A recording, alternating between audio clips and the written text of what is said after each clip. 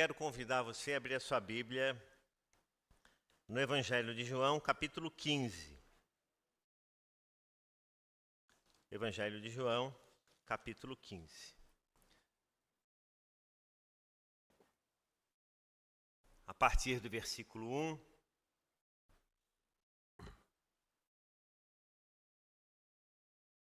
diz o seguinte, João 15, 1. Eu sou a videira verdadeira e o meu pai é o lavrador.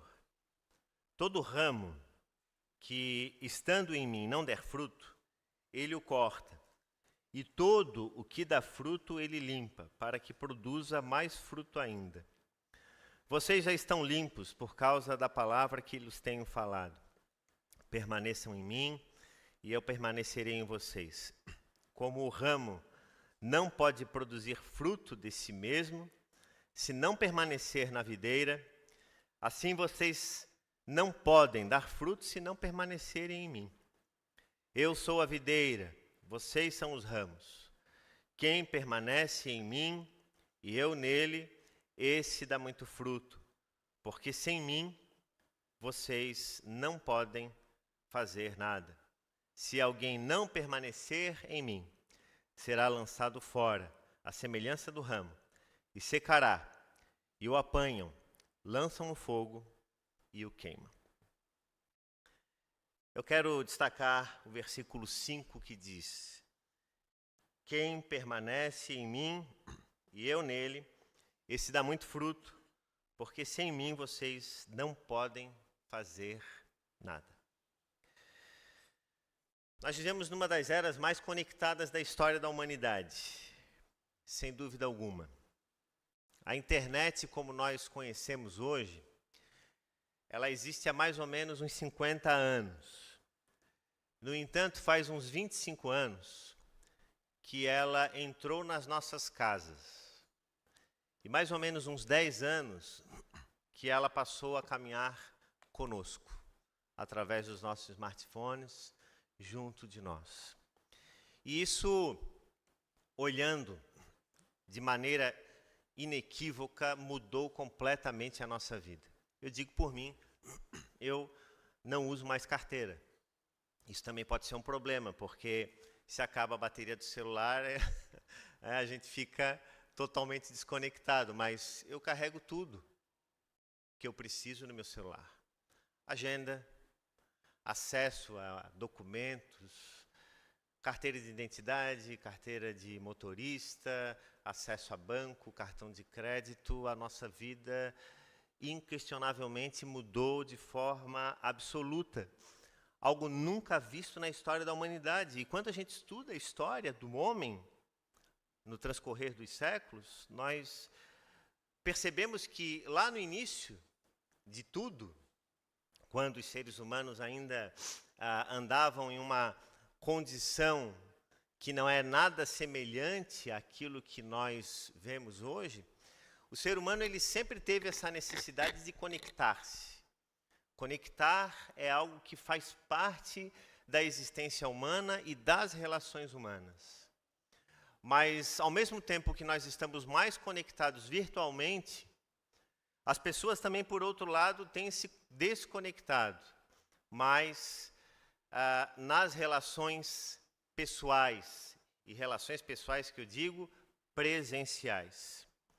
Quando a gente estuda na história, e falando aqui um pouquinho sobre ela, lá na pré-história, nós víamos que os homens e as mulheres ainda existiam como caçadores, como coletores, vivendo de forma mais nômade, vivendo na dependência da cooperação e do auxílio mútuo. Aí nós já víamos conexão com as civilizações mais antigas também, e surgimento de cidades, de grandes lugares como Egito, Mesopotâmia, Grécia, Roma. Nós vimos também novas estruturas sociais surgindo ali. Religiões que surgem, comércios, mais conexões. Quando a gente olha a região do Crescente Fértil, que vai desde o Egito, com o rio Nilo, até a Mesopotâmia, a terra entre rios, os rios Tigre e Eufrates, a gente observa também o surgimento ali naquela região da escrita, através dos hieróglifos, com os egípcios, a escrita cuneiforme, com os mesopotâmios, e que também através dessas conexões foram sendo permitidas a preservação das ideias, das histórias do ser humano.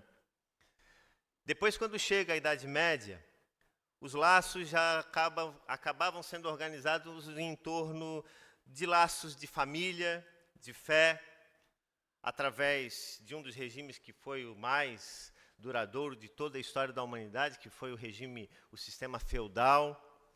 Também ali você via conexões, mas com o fim da Idade Média e o surgimento da Idade Moderna, nós vemos também o crescimento das cidades, lá no Renascimento. E aí nós vemos também novas necessidades surgindo, as grandes navegações, a busca por lugares diferentes, numa Europa que, de certo modo, já estava saturada. As conquistas precisavam singrar mares, descobrir novos lugares, novos espaços. E aí nós vemos que, naquele contexto, uma das realidades mais importantes que surgiu para o ser humano naquela época foi a criação da imprensa escrita. A imprensa que, através de Gutenberg, disponibilizou como primeiro livro impresso a Bíblia. E que também trouxe um papel revolucionário na história da humanidade, também conectando as pessoas e permitindo com que as pessoas tivessem também acesso a mais informações. Como disse, as explorações marítimas foram permitindo isso, até que chegassem em lugares como as Américas, 1492, lá na Ilha de Hispaniola, e depois, durante todo o século XVI, de forma mais efetiva, dividindo a América ali entre espanhóis e portugueses, e o desbravamento, a conquista de novas terras.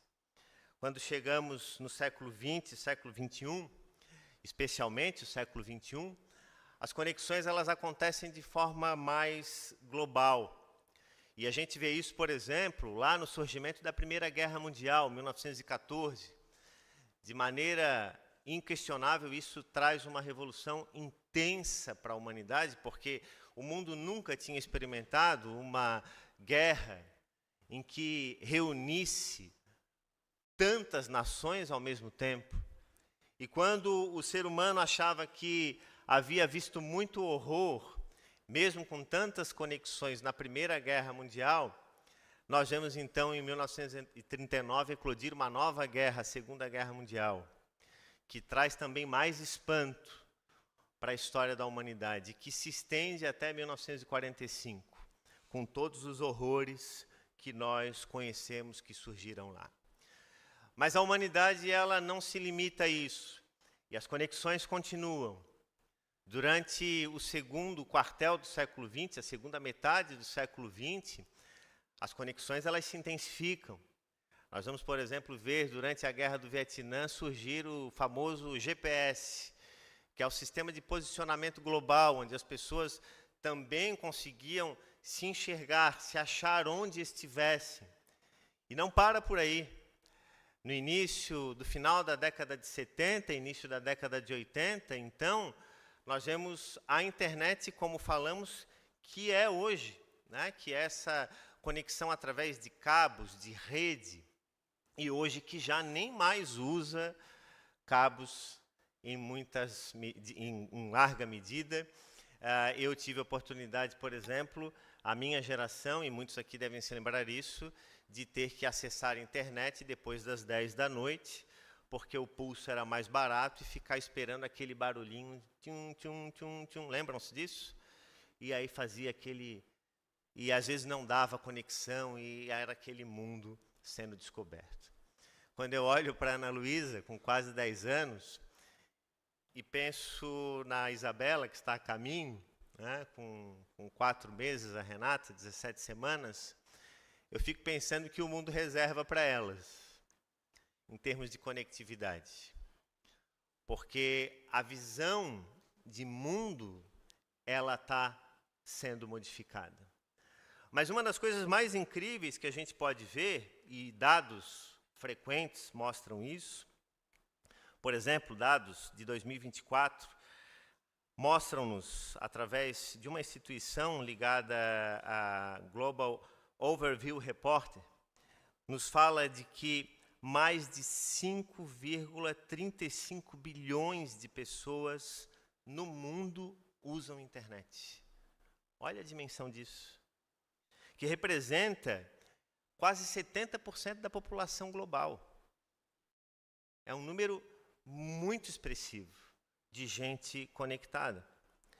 E o mais interessante, olhando aqui para o Brasil, é que 89% da população no Brasil, cerca de 181 milhões de brasileiros, estão conectados. Surpreendentemente, até muitas pessoas que às vezes estão na rua, por exemplo, esses dias eu estava andando aqui na rua Frei Caneca, ali, junto à beira-mar, e tem uma moça ali que sempre coloca aquelas balinhas no retrovisor do carro. Não sei se já aconteceu isso com vocês. Mas, normalmente, eles colocavam as balinhas ali no retrovisor e passavam com uma caixinha, alguma coisa. Na hora que ela colocou ali, tinha o Pix dela. Né? Veja lá, o Pix dela. Então, veja o nível de conexão. As pessoas estão conectadas, desde as mais simples, né? As pessoas mais ordinárias, vamos assim dizer, como nós, aquelas que estão mais envolvidas, a política, a economia global, também estão conectadas. Mas existem dados que preocupam também, porque hoje em dia, no Brasil, as redes sociais elas são usadas, em média, 3 horas e 31 minutos por dia. Um número que assusta. Um número que assusta. E entre os jovens, 61% dos jovens dessa mesma pesquisa, entre 18 e 25 anos, se sentem profundamente sozinhos, mesmo conectados. E quando chega aos adultos, esse número passa para 36. Vejam, nós temos uma geração de jovens solitários, mas hiperconectados. Vai entender um movimento desse.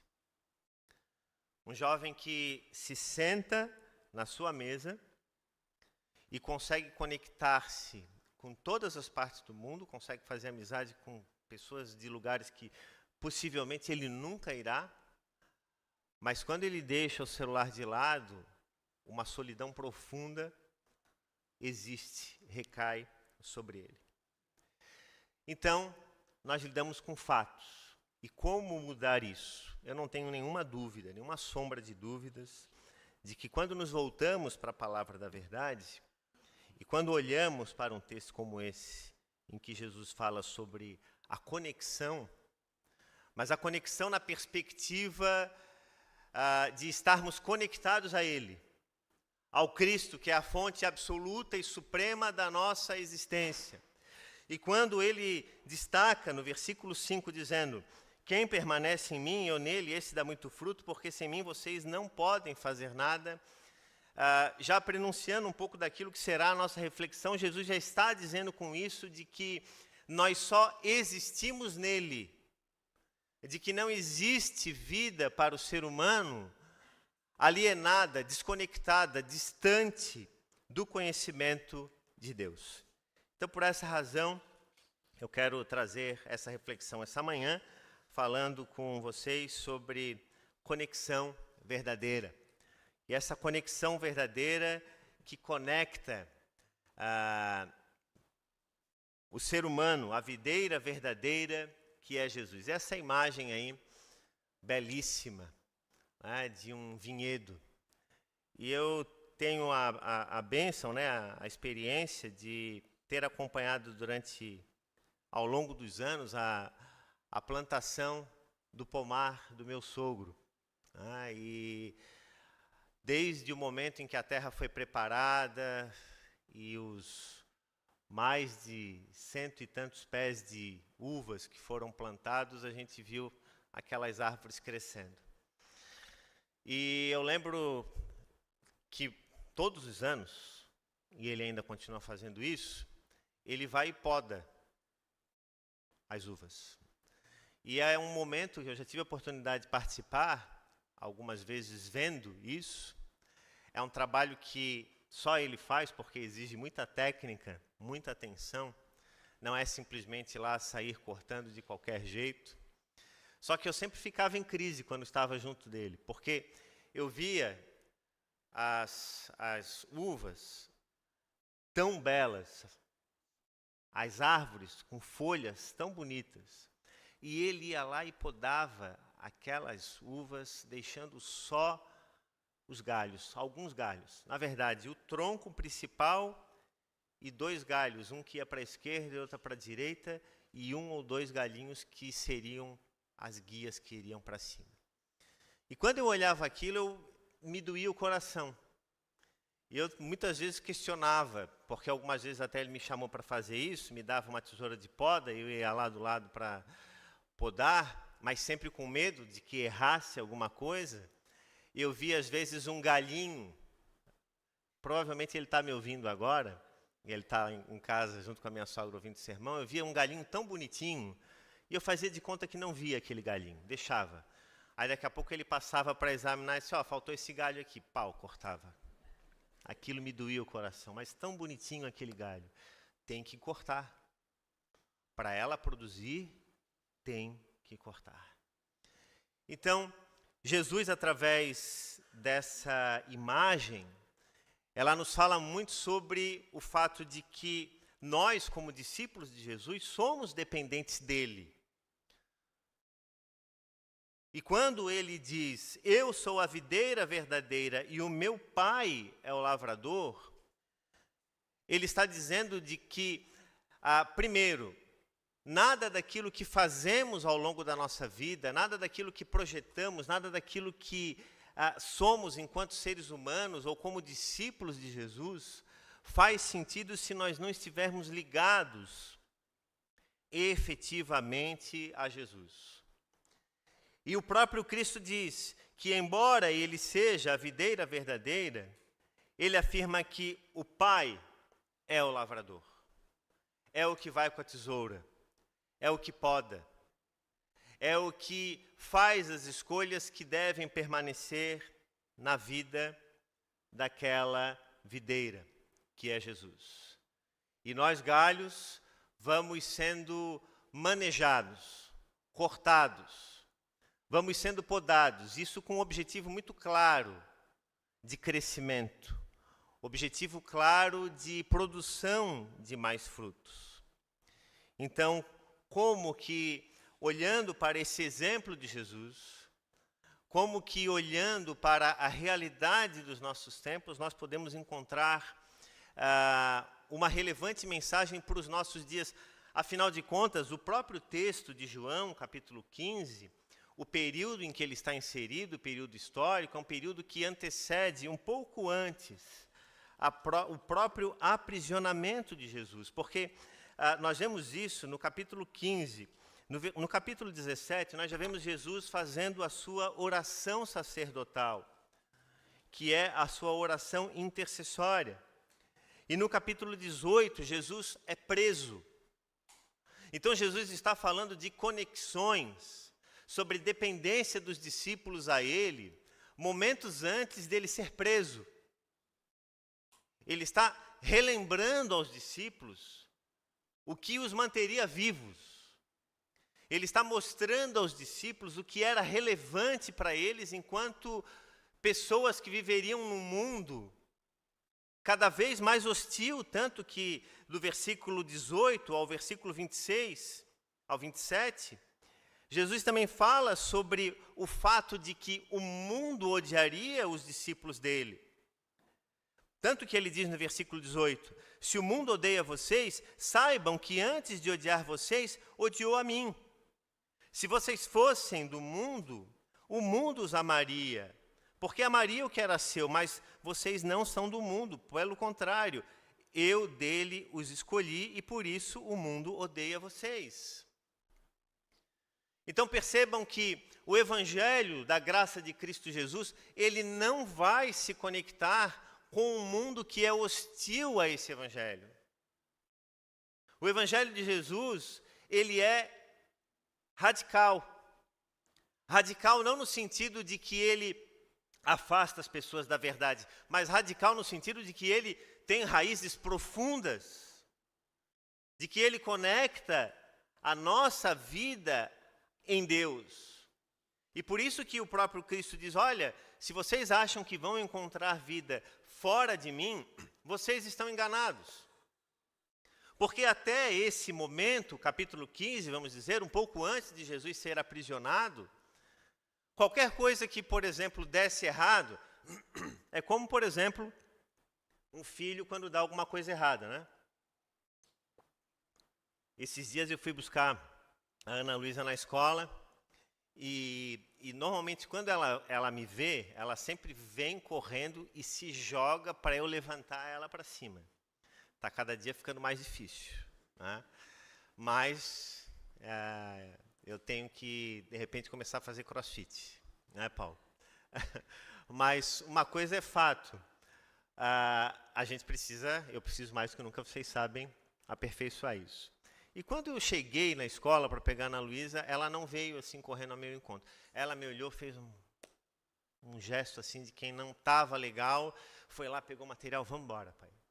Assim, não, eu sei que tu vai ficar chateado comigo. Tá, mas o que aconteceu, filho? Tinha acontecido lá uma caneta que estourou e ela se sujou. Eu digo, não, mas não por isso, né? Aí tive que contar toda uma história. Foi um acidente, isso acontece. E eu fico pensando o seguinte, né? Quando alguma coisa acontece de errado com os filhos fazem o quê? Recorrem ao pai, à mãe. Pai, mãe, deu errado, preciso de ajuda. Assim como aconteceu com a nossa Lu essa semana. E eu fiquei olhando para esse texto pensando no seguinte, Jesus estava preparando os discípulos para o fato de que em breve ele não estaria mais. De que ele iria estar ausente. E que por conta disso, eles precisariam aprender de que essa relação com ele, essa conexão com ele, ela continuaria existindo, mas de uma forma diferente, não mais presencial, olhando nos olhos de Jesus, mas através do Espírito Santo. E por isso que Jesus reforça esse importante caráter da conexão dos ramos à videira e ao cuidado do lavrador. Então, brevemente, Jesus, em primeiro lugar, sim, é a videira verdadeira. Ele é a fonte da vida, inquestionavelmente. Jesus utiliza uma imagem simples da existência. E Jesus era extremamente habilidoso. Jesus ensinava andando com as pessoas no caminho, sentado à mesa, em cima de um barco, sentado junto a uma fonte. Jesus sabia aproximar-se das pessoas porque ele conhecia a sociedade do seu tempo e ele então conectava através de metáforas, através de exemplos do dia a dia, a mensagem do reino de Deus. Então nós aprendemos através dessa realidade, desse exemplo da conexão da videira verdadeira com Jesus, de que a nossa vida espiritual, os frutos, e você pode incluir amor, paciência, bondade, serviço, e até mesmo a eficácia no nosso ministério, elas só serão possíveis se nós estivermos conectados a Ele. Eu não tenho como ser alguém mais amoroso na minha vida se eu não estiver conectado a Jesus.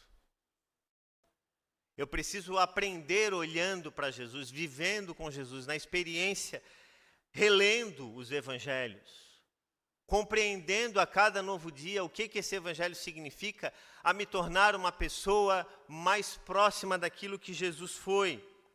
Então, assim como o fruto não pode ser dado distante de uma árvore saudável, nós, como discípulos de Jesus, só podemos ser, de fato, verdadeiros homens e mulheres, discípulos de Jesus, num tempo tão hostil às verdades do Evangelho, se nós estivermos conectados a Ele.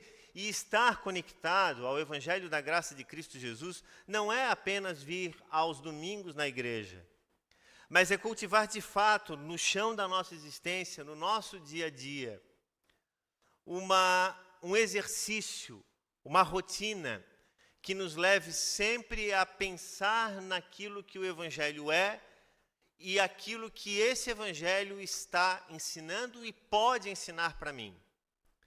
Se eu deixar para pensar no Evangelho de Cristo apenas quando eu estou prestes a ir à igreja, esse Evangelho, de fato, ele não está fazendo sentido para a minha vida.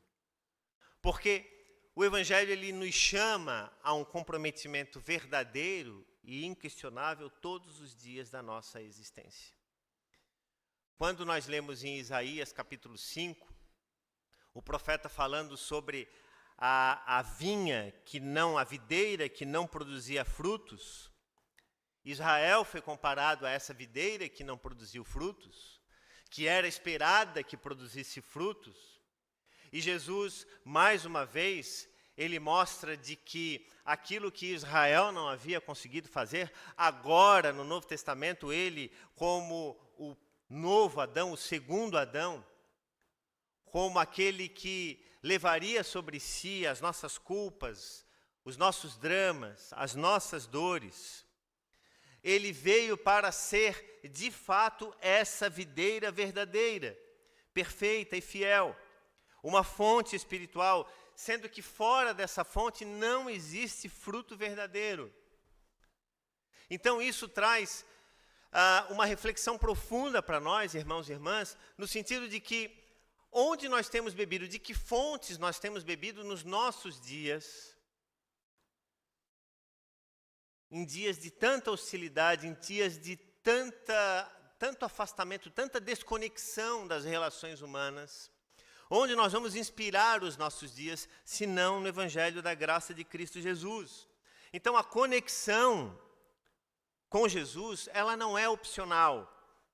Um ramo só tem vida se ele estiver unido a Cristo. Outra coisa importante que nós aprendemos, nós somos os ramos.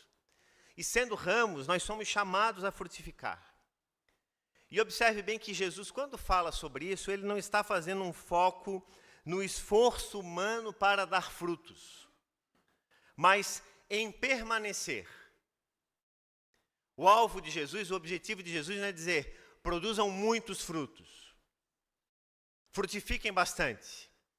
Mas o que ele quer dizer aqui aos discípulos é o seguinte: sem mim, vocês não podem fazer nada.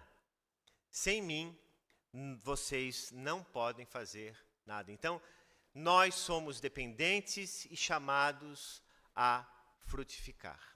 A verdadeira transformação, ela vem de uma vida enraizada em Cristo. Com oração, com palavra, com disciplina. Não basta que a gente apenas esteja online. Nós precisamos estar enraizados. E o mundo vive como ramos secos, que parecem vivos nas redes sociais, mas que estão mortos na sua essência. Você entra em rede social, é uma beleza. É uma maravilha. Todo mundo veste a melhor roupa, todo mundo vai nos melhores lugares, todo mundo come os melhores pratos, todo mundo faz os melhores programas. Mas a vida no dia a dia não é assim. Nós não vamos sempre aos melhores lugares, nós comemos muitas vezes na correria do dia a dia um arrozinho, um ovo frito e um pouquinho de feijão. Nós não temos os melhores finais de tarde da nossa existência. Nem sempre estamos vestindo as melhores roupas. E a sociedade do nosso tempo é uma sociedade da aparência. E nós precisamos olhar para Jesus e reforçar essa importante mensagem que ele nos traz, de que se nós seguirmos no fluxo da sociedade do nosso tempo, nós vamos estar simplesmente reproduzindo, fazendo aquilo que o mundo faz com maestria, massificar.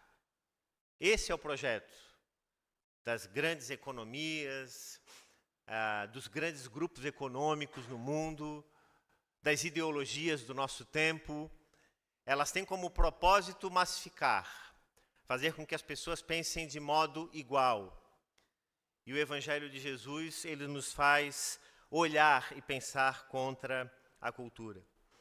Vivemos rodeados de conexões superficiais, mas a verdadeira vida, ela procede de Cristo Jesus. E por fim, quero reforçar aquilo que Jesus fala: sem mim nada poderão fazer. Essa afirmação de Jesus, ela é radical. Nada não significa apenas que não podemos fazer pouco, mas que espiritualmente, sem Ele, nós somos estéreis. Compreende isso? Se o Senhor não edificar a casa, em vão trabalham os que a edificam. Tudo o que fazemos sem Ele é vazio, sem sentido, sem propósito, sem valor eterno. O que o Evangelho nos faz é um convite à profundidade. É um convite a ressignificar a nossa história, a constância, a fidelidade dos princípios do Evangelho que nos chama a viver como aquela árvore plantada junto à corrente das águas, que mesmo no tempo de seca não morre, porque as suas raízes, elas são profundas. Então nós precisamos cada dia mais estarmos enraizados. John Stott escreveu um livro fantástico, um dos últimos livros dele, se não o último, Discípulo Radical, em que ele fala sobre isso, sobre a importância de nós sermos discípulos com raízes profundas. E não poderia deixar de citar, falando sobre Segunda Guerra Mundial essa semana, em sala de aula, me lembrei da história de Cornélia ten Boom, Corrie ten Boom. Não sei quantos de vocês já ouviram falar dela. Ela foi uma cristã holandesa que durante a Segunda Guerra Mundial fez parte do movimento de resistência à chegada do nazismo naquele lugar. A história dela é fantástica. Se você tiver a oportunidade de ler o livro, de ver o filme O Refúgio Secreto, conta a história do que ela e a família dela fizeram para acolher judeus que eram perseguidos durante o regime nazista. Corrie, em 1944, ela foi... basicamente, o que Corrie fez foi o seguinte: junto com o seu pai e a sua família, ela pegou um dos cômodos da casa dela, construiu uma parede falsa e começou a receber judeus que eram perseguidos pelo regime nazista. E quando eles moravam na casa deles, e quando alguém aparecia ali, alguém da Gestapo, que era a polícia alemã naquele momento, atrás para prendê-los, eles subiam, tiravam todos os vestígios de que tinha alguém ali naquela casa e se escondiam nessa parede falsa. Mas em 1944, a família ten Boom, ela foi denunciada. E a Gestapo prendeu o pai de Corrie. Antes já havia prendido e depois prendeu ela, junto com a sua irmã. E elas foram levadas para um campo de concentração. E nesse livro, Refúgio Secreto, ela fala sobre a experiência dela nesse lugar. E a irmã dela morreu lá, nesse contexto. E depois, quando vem o fim da guerra, Corrie, ela se torna uma pessoa que passa a viajar pelo mundo falando sobre o amor e a graça de Jesus. E, acima de tudo, perdão, frutificando. E mesmo durante o momento em que ela estava presa no campo de concentração, Corrie sempre tentava trazer à memória os ensinamentos de Jesus. E o que uma vida conectada com Jesus pode resultar em frutos para a vida. Esse é um exemplo de alguém que ela se manteve conectada constantemente a Jesus. Tanto nos dias bons, quanto nos dias mais difíceis da sua caminhada e da sua existência. E nós somos chamados a viver essa verdade. Por isso que nós somos convidados a nos alimentarmos da palavra a cada novo dia. A nos conectarmos a Jesus e a confessarmos que sem Ele nada somos e nada podemos fazer. Porque nós nunca sabemos quando virão os dias maus. Nós nunca sabemos quando nós passaremos por necessidades, quando virão os tempos de escuridão. Cori era uma cristã verdadeira que se alimentava da palavra junto da sua família, e quando vieram os dias maus, ela tinha de onde se alimentar.